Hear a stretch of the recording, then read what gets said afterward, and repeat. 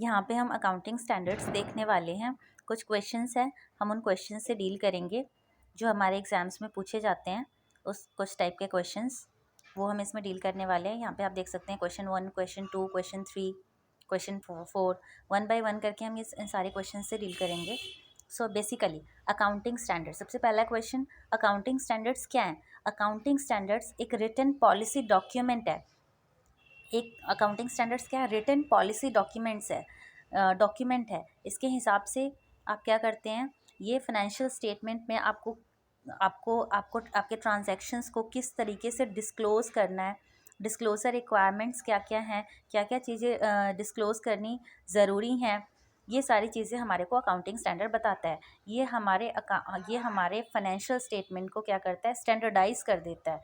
मतलब एक एंटिटी के फाइनेंशियल स्टेटमेंट को आप दूसरे एंटिटी के फाइनेंशियल स्टेटमेंट से आसानी से कंपेयर कर पाएँ, इसको क्या करता है, ये स्टैंडर्डाइज कर देता है कि कंपैरिजन आसानी से पॉसिबल हैं। सो इसलिए बेसिकली अकाउंटिंग स्टैंडर्ड्स इशू किए गए हैं। और तो हम इसके डेफिनेशन को देख लेते हैं, क्या है ये? एएस हम इसे बोलते हैं, are written policy documents issued by expert accounting body. Expert accounting body जैसे हमारी ICAI वगैरह हो गई, ठीक है, ICAI है, और बाय गवर्नमेंट और other regulatory body covering the aspects of recognition. किस तरीके से आप रिकॉग्नाइज करेंगे अपने ट्रांजैक्शंस को, पीएनएल से कैसे रिकॉग्नाइज करेंगे, मतलब पीएनएल में किस तरीके से दिखाएंगे, ठीक है, ये वाली बात। मेजरमेंट, उसको आप मेज़र कैसे करेंगे, आप किसी भी चीज़ को, मतलब क्या क्या चीज़ें आप उसके अंदर इंक्लूड करेंगे। अगर मेरे को कॉस्ट चाहिए किसी चीज़ का तो उसका मेजरमेंट को बताता है basically. Recognition, measurement, presentation and disclosure requirements. Presentation आप कैसे करेंगे, कहाँ पे आपको दिखाना है, आप कहीं भी तो नहीं दिखा देंगे ना। सो प्रेजेंटेशन भी बताएगा हमारे को ये डिस्क्लोजर ऑफ अकाउंटिंग ट्रांजैक्शंस, और उसको किस तरीके से डिस्क्लोज करना है, ये सारी चीज़ें भी हमारे को ये बताता है। क्या कौन बताता है? अकाउंटिंग स्टैंडर्ड्स बताते हैं। इन द फाइनेंशियल स्टेटमेंट में, पीएल बैलेंस शीट के अंदर अकाउंटिंग स्टैंडर्ड्स हम किससे डील करने वाले हैं यहाँ पे? 1, 2, 3, 6, 7, 9, 10 और 13 and 14 are covered in this paper. So फिलहाल बेसिकली हम यही अकाउंटिंग स्टैंडर्ड्स देखेंगे। सो डेफिनेशन क्लियर है? अगर डेफिनेशन आता है तो आप क्या लिखेंगे? ये एक रिटन पॉलिसी डॉक्यूमेंट है issued by expert accounting body. जो एक्सपर्ट अकाउंटिंग बॉडी है वो इशू करती है या फिर गवर्नमेंट इशू करती है, और अदर रेगुलेटरी बॉडी है जो कि नफरा वगैरह हो गई। तो ये regulatory body covering the aspects of recognition, measurement, presentation, disclosure requirement. Recognition कैसे रिकॉग्नाइज करना है, मेजरमेंट आप उसको कैसे मेजर करेंगे, प्रेजेंटेशन कहाँ प्रेजेंटेशन है उसका, और क्या क्या डिस्क्लोजर रिक्वायरमेंट्स है। सो बेसिकली कौन कौन से क्या क्या एस्पेक्ट्स कवर करता है ये? Recognition, measurement, presentation and disclosure, ठीक है, ये एस्पेक्ट्स हैं इसके। ये एस्पेक्ट्स अकाउंटिंग स्टैंडर्ड्स कवर करते हैं। अकाउंटिंग स्टैंडर्ड क्या है? रिटन पॉलिसी डॉक्यूमेंट है, और ये aspects recognition, measurement, presentation and disclosure of accounting transactions को ये कवर करता है फाइनेंशियल स्टेटमेंट में। Okay, so applicability of accounting standards. Applicability क्या है इसकी? हमारे applicability of accounting standards, question 1 आ गया यहाँ पे हमारे। क्वेश्चन 1 क्या कह रहा है?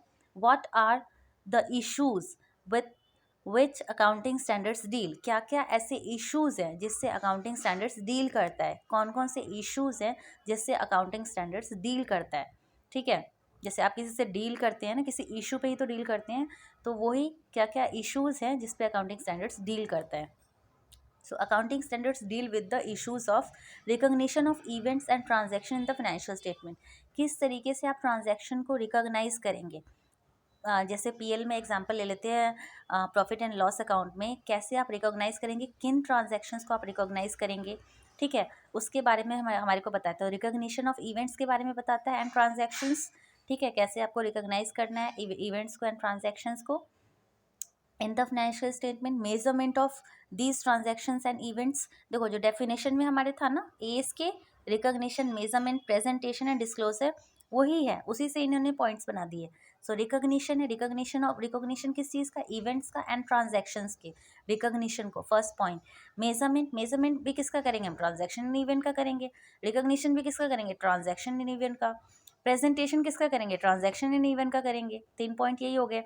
So presentation of these transaction and events in the financial statement in a manner that is meaningful and understandable to the reader, जो फाइनेंशियल स्टेटमेंट के हमारे यूज़र्स हैं, वो ढंग से, मतलब उसको वो क्या ढंग से पढ़ेंगे, हम ढंग से बनाएं ताकि वो उसको समझ पाए, मीनिंगफुल उसमें हो कि वो जो हमारे फाइनेंशियल स्टेटमेंट के यूज़र्स हैं वो इसको समझ पाए। सो आप रिकॉग्निशन किसका, recognition of events and transactions, उसको कैसे रिकॉग्नाइज कर सकता है, ये सारे इश्यूज हैं जिससे अकाउंटिंग स्टैंडर्ड्स हमारा डील करता है। देखो 4 इश्यूज 4 पॉइंट जो आपके अकाउंटिंग स्टैंडर्ड के डेफिनेशन में था, वही 4 इश्यूज हैं जिससे हमारा अकाउंटिंग स्टैंडर्ड डील करता है। किन 4 इश्यूज से डील करता है हमारा accounting standards? Recognition of events and transactions, measurement of events and transaction, presentation of events and transaction, disclosure requirements of events and transactions. ठीक है, यहाँ पे disclosure requirements which should be there to be enabled to public at large and the stakeholders and the potential investors in the particular to get an insight into what these financial statements are trying to reflect, and they facilitating them to take prudent and informed business decisions, ताकि वो अच्छा decisions ले पाए हमारे कौन, stake holders और जो हमारे शेयर होल्डर्स हैं वो।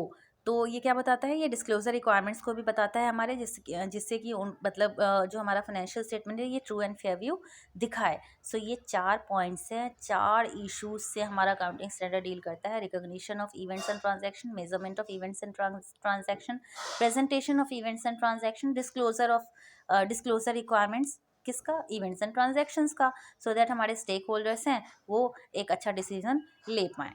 सो ये हमारा फर्स्ट क्वेश्चन हो गया।